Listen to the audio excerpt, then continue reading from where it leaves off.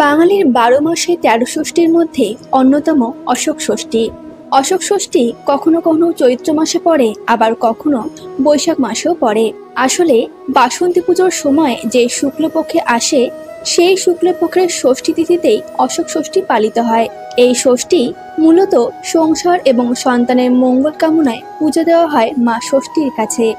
আজকের ভিডিওতে আমরা বলবো 2025-এ এই অশোক ষষ্ঠী কবে আর কখন পালিত হবে, এবং অশোক ষষ্ঠীর মাহাত্ম্য ও ব্রতকথা কিভাবে এই ব্রতের প্রচার হয়েছিল। এই বছর অশোক ষষ্ঠী পালিত হবে 20 চৈত্র বা 3রা এপ্রিল বৃহস্পতিবার। সেই দিন সকাল থেকে রাত পর্যন্ত অহোরাত্র ষষ্ঠী তিথি থাকছে। মুগ কলাই, দই, অশোক ফুলের 6টি কুঁড়ি, কাঁঠালি কলা অশোক ষষ্ঠীর পুজোর মূল উপকরণ।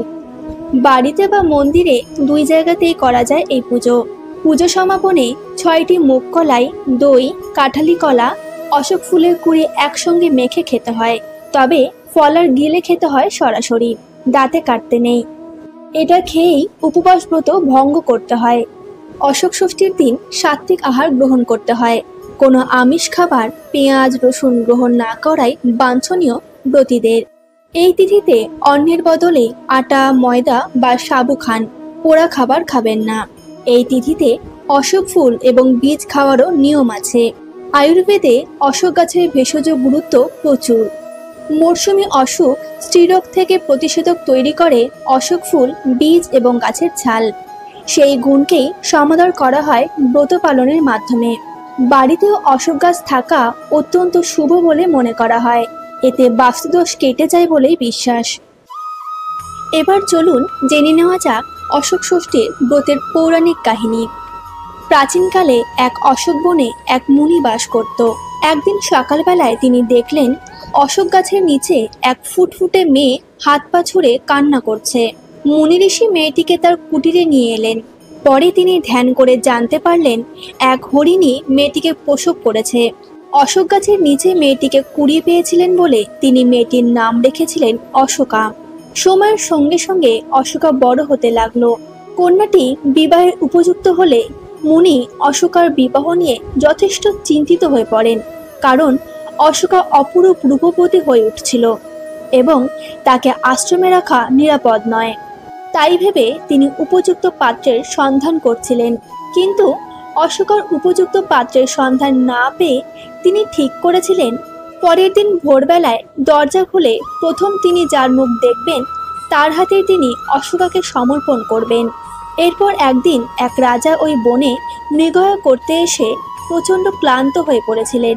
সেই রাত্রি তিনি বনেই কাটিয়ে পরদিন সকালবেলায় জলের খোঁজে ওই মুনির আশ্রমে এসে উপস্থিত হয়েছিলেন।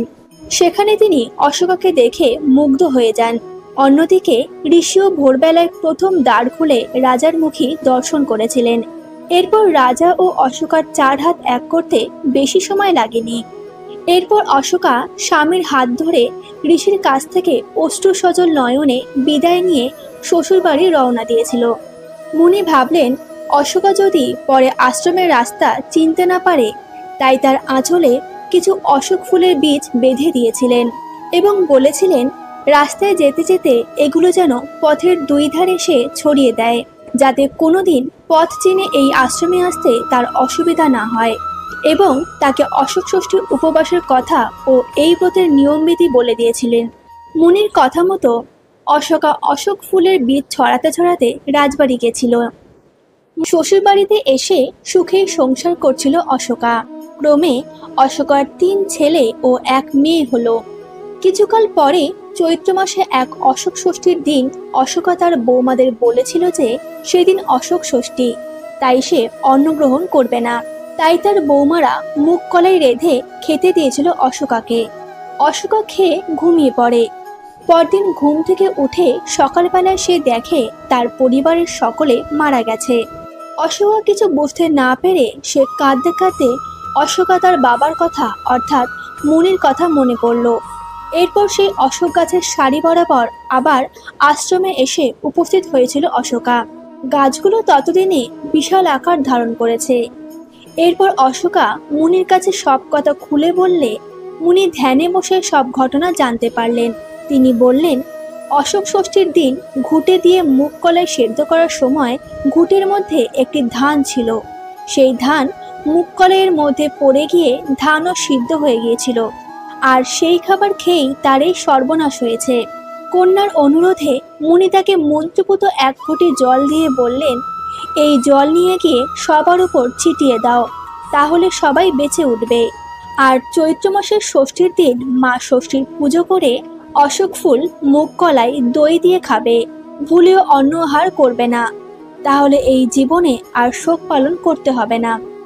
মুনির কথা শেষ হলে মুনিকে প্রণাম করে অশোকা মন্ত্রপুত জল নিয়ে পুনরায় গৃহে ফিরে এসে সবার গায়ে সেই জল ছিটিয়ে দিতেই সবাই আবার পুনর্জীবিত হয়ে উঠলেন।